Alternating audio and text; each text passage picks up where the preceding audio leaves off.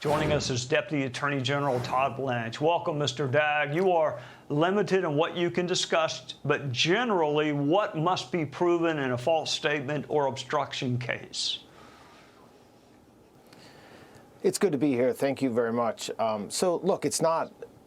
Sometimes these are hard to prove, but at the end of the day, these cases, what we have to prove beyond a reasonable doubt is quite simple. That in this case, Mr. Comey, during a congressional testimony, knowingly lied about something that was important. That's it. That he didn't tell the truth about something that was important, and that it was something that he knew that he was doing, that he was lying.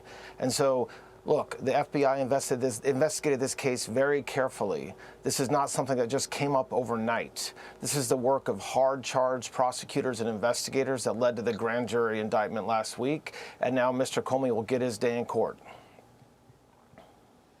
All right, you know your way around a courtroom. I've watched you in a courtroom. The trip between probable cause and beyond a reasonable doubt can be a long one sometimes. So what happens now between indictment and the trial? Well, we'll produce discovery. There'll be motion practice, and then at some point in the not too distant future, because in Virginia they go to trial quickly, it's a rocket docket district, there will be a criminal trial, and Mr. Comey will be ably represented, and the government will put up their case. But look, what folks don't know, what Mr. Comey's friends that have been on TV all weekend don't know, is what evidence the government has.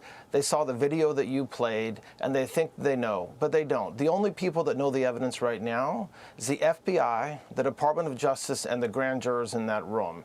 All right, Mr. Dagg, the Comey saga for many of us began in late 2015, early 2016, but there's this little something called a statute of limitations with most federal crimes, so there is a time limit beyond which you cannot go as a prosecutor or the Bureau. Is that right?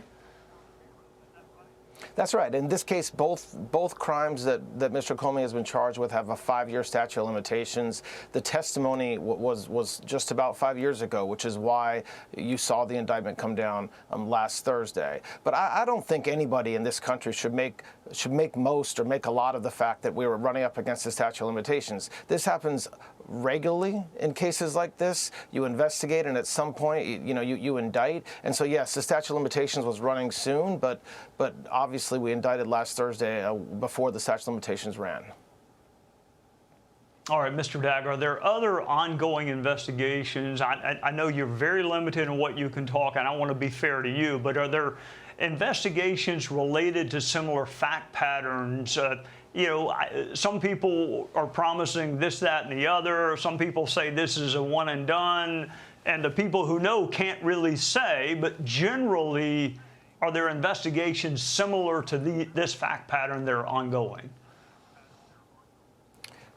President Trump ran on making sure that the Justice Department was restored, that all the faith that had been lost by citizens of this country because of what happened at this department for the past 4 years would be replaced by people believing that this Justice Department worked for them.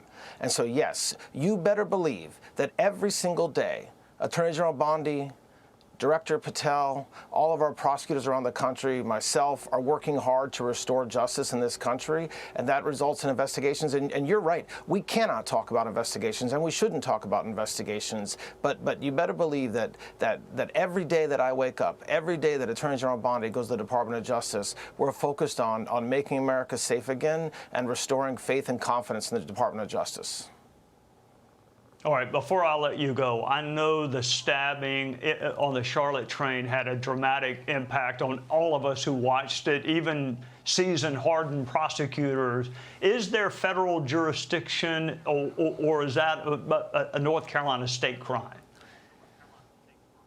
No, there's federal jurisdiction for sure. So because the stabbing took place on a train that is supported by federal funds, there's a federal law that makes that a federal crime, which is why we're taking that case federal. And it's a horrible, heartbreaking case. One of the hardest things that I do as Deputy Attorney General is have to wake up and hear about that kind of crime happening. And really it happened because our certain state and local far left judges and prosecutors and local officials have created laws and a system that don't keep Americans safe. There's nothing compassionate about letting somebody out who's been arrested 10 times, whose own mother was begging for law enforcement to help. There's nothing compassionate about laws that protect men like him.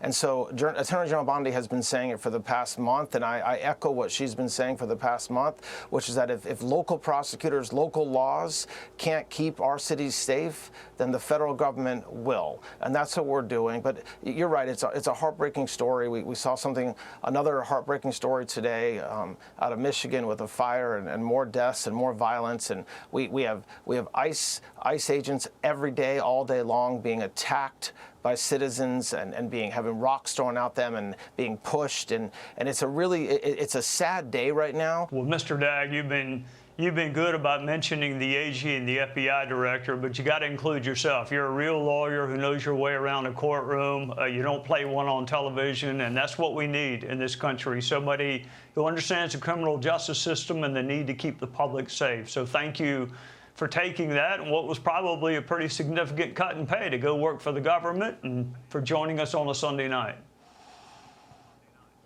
No problem, and thank you. I like starting my week out with you, and I hope you have a good night, Trey. Thank you. You too, Mr. Dagg. Hey, Sean Hannity here. Hey, click here to subscribe to Fox News YouTube page and catch our hottest interviews and most compelling analysis. You will not get it anywhere else.